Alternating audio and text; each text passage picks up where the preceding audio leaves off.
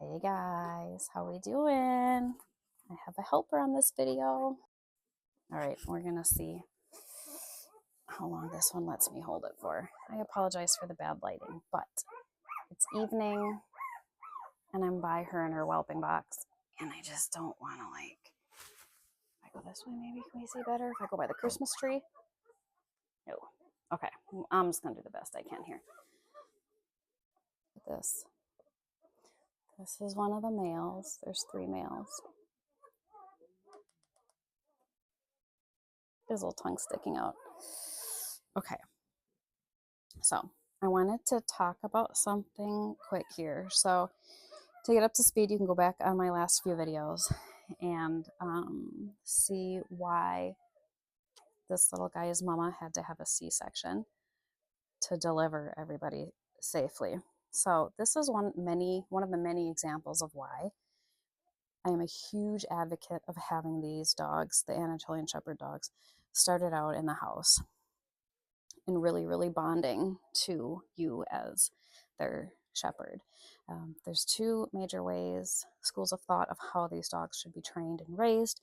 One is a very hands-off approach, which means they should be born and raised out in a barn, in the pastures, in the fields, and have as little human contact as possible to keep them like pure and their instincts strong. And the other is the way that I do it, which is a very hands-on approach, training them up like a normal house dog for the first roughly 6 months of their life. Crate training, potty training, leash training, all the things. And just really bonding to them strongly as their shepherd. And then gradually start having them outside supervised. If you want more info on that, you can go back to hundreds of videos that I've done on this. It does not ruin them. It does not ruin their instinct. These dogs have thousands of years of instinct behind them. You can't ruin it by starting them up in the house. But anyway, this is one of the reasons why is because of our girl Athena needing a C-section. Now, could she have had a C-section and then heal and recover in a barn? She could have. She could have. I'm up here in the Upper Peninsula of Michigan where it's, below zero, not all the time, frequently. And barns are cold. We are here in the middle of December, end of December, just a few days before, about a week before Christmas. And that would mean that she would be out in the barn and healing out there, which in my opinion, as a nurse and as a breeder trainer, is the last place that anything should be healing and recovering. Aside from like a horse, a goat, a sheep, I would probably put heat lamps on if it was cold, but I digress. When it's cold out, your body has to work harder to stay warm, to keep your body temperature up. And the last thing when you're trying to recover from major surgery is for any more stress on your body than what has to be. And the stress alone of trying to stay warm is enough. You don't need that on top of trying to heal.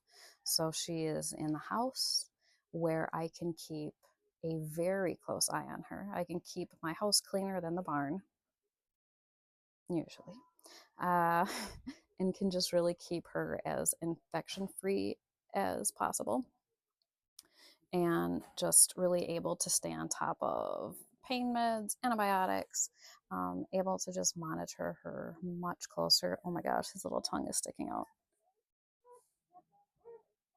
He's just so precious. Anyway, I can really pay attention to, is she eating enough? Is she drinking enough? Is she getting up and repositioning herself enough? All the things, just all the things. Even when mamas are just whelping, they all whelp in my house. I have a whelping box in the house. I'm a helicopter mom for sure, those first 2 weeks especially. Just really being a bit overprotective of the whole litter. But first 3 weeks, I should say, they're in the house. When they start having solid foods, they go outside. But we're in the dead of winter, so these little guys will not be getting kicked out at 3 weeks of age. I do a lot of, I do early neurological stimulation on every single pup at least once a day. Um, so you can check out my videos on what that is too. I'm sure I'll do some more with this litter too, explaining that. But it just makes excellent, fantastic puppies, is what it does. And having well socialized puppies is so important. Nobody wants a dog that's 180 pounds with the strongest bite force in the canine world acting a fool that you can't do anything with. If our girl Athena here, she was 4 months old when she came here to the farm. So pretty much a puppy. And she was trained up the same way. We started her in the house before she moved outside. But had she been trained and raised up with a completely hands-off approach and only out in a pasture, handling her would be very, very difficult, especially when they're in pain and stress. Trying to help a mom deliver babies, especially if there's a problem, they're already in pain, they're stressed out, that maternal instinct is kicked in. It can be a very dangerous situation real quick. Bringing her into the vet for her C-section yesterday could have been a nightmare had she not been extensively socialized and leash trained and just raised up the right way, in my opinion. I've seen dogs that are raised 100% hands off.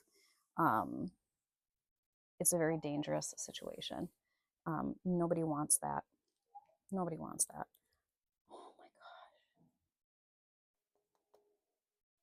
The best thing about puppies is just sniffing them.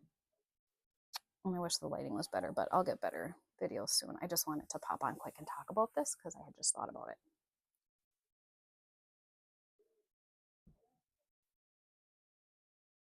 He's so cute. These puppies are 75% Anatolian Shepherd dog and 25% Caucasian Ovcharka Shepherd. Two very intense livestock guardian dogs. These are going to be little beasts. These are very large pups. They're going to be large adults. And yeah, for the first, 9 weeks of their life until they can start leaving, they're raised by me very, very hands-on every single day. Like I said, we do the early neurological stimulation on them every day already starting now. So from literally day one, they are trained up having their paws messed with and played with, their ears, their mouths. They're used to, laying on their back and being snuggled, and basic commands, basic leash starting.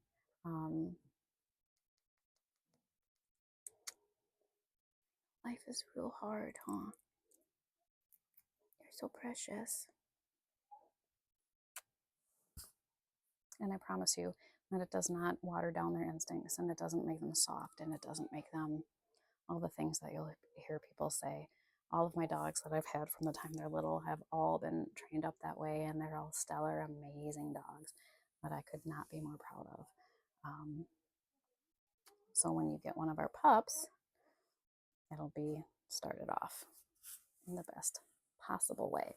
But yeah, and it's not just, if your dog ever is if you're ever going to have a female that has babies, it's any type of surgery. If there's an accident, if they get injured by a predator, if they get in a dog fight with another dog, there's an assortment of reasons why they may have to go to a vet. They may have to be on bed rest or stall rest or house arrest. And so the last thing you want is for them to all of a sudden they're in the house or they're in a stall and they're like freaking out. Like nobody wants that.